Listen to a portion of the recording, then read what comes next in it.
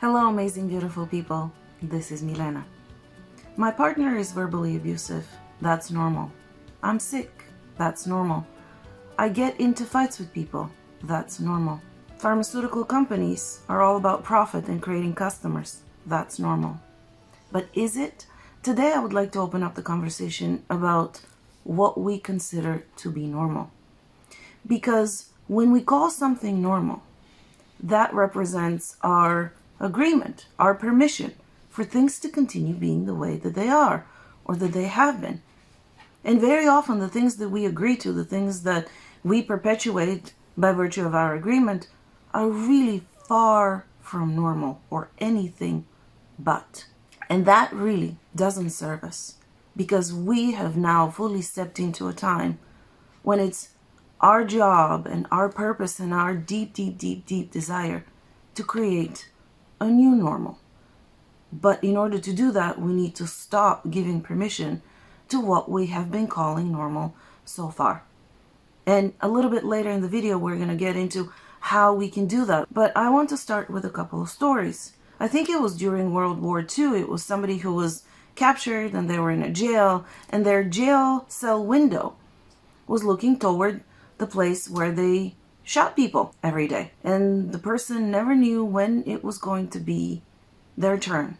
Of course, you can imagine the extreme stress that this person was in, up to the point when it became normal. He just surrendered and let go. To him, that became normal. Of course, that is an extreme example. But very often, we normalize, we surrender, we accept things simply because they're so widespread, or they happen so often, or they happen to so many people. And it's funny because we call normal something that is very unnatural to us. That results in stress and conditions and sickness and unsatisfactory relationships and you name it. So this today is an invitation for us to look at all the things in our lives that we have been calling normal, but deep in our hearts know that they don't feel good to us. They don't feel natural to us. And we can look at several different aspects. We can look within our own selves, what in our own behavior, words, ways of being and doing things have we been calling normal. Then we can look at others.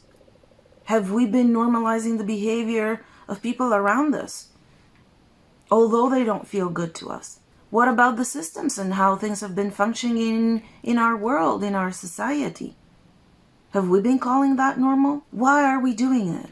Because we are in a very rapid time of change. And the people who are bringing about that change is us.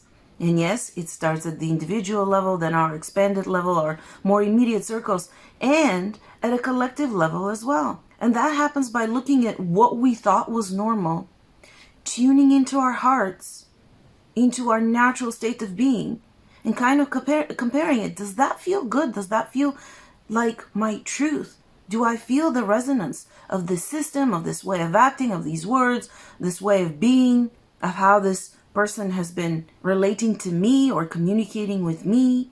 And once we recognize, and we will for sure, that there are many things that are not normal that we have normalized, we can remove that agreement and stop calling them normal just because it has become a habit or because it has been widespread, and stop agreeing to it.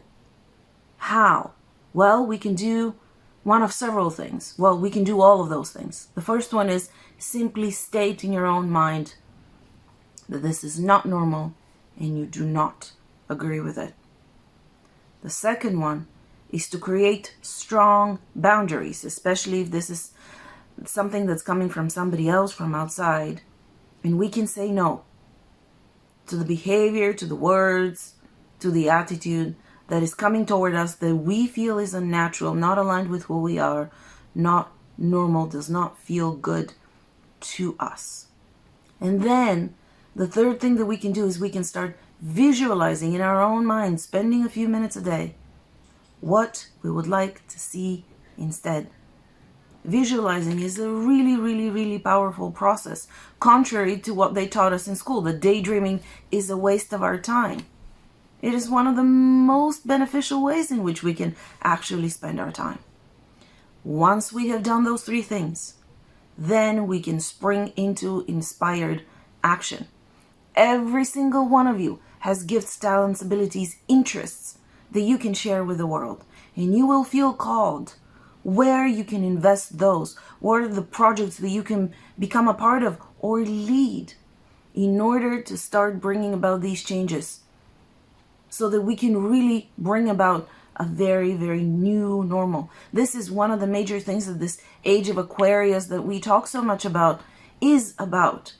It's that change where we start creating systems, communication, ways of behavior, connecting to ourselves and others in ways that are truly natural to us. You will know what you need to be a part of. I had a conversation with a friend some time ago. They had gone somewhere with her family, and I said, "How was it?" And she said, normal. Very interesting. And I thought about it and I said, well, can you elaborate a little bit more on that and tell me what this normal means? To me, normal means we had a lot of fun. It was exciting. We laughed a lot. It felt really good. It was really, really excellent. But I felt that for my friend at that time, it was, normal was more like this. What is your normal? And were there things about it that aren't actually normal to you, but something that you settled for, that you became used to? And don't worry that what you're envisioning might seem so freaking impossible at this point. Oh, but is it possible? But that can never happen. People will not agree. That's not possible with the current structure. Don't worry about it. Go wild, go crazy with your visions. And after that, take small steps every day to become parts of those projects and things and communities and things that you feel called to, drawn to, inspired by, excited about. Every single time you do that, with every little step and every day and every investment, is going to feel like a tremendous shift and is going to change your experience for the better. Don't take my word for it. Test it and test it and test it again, and then share it with others.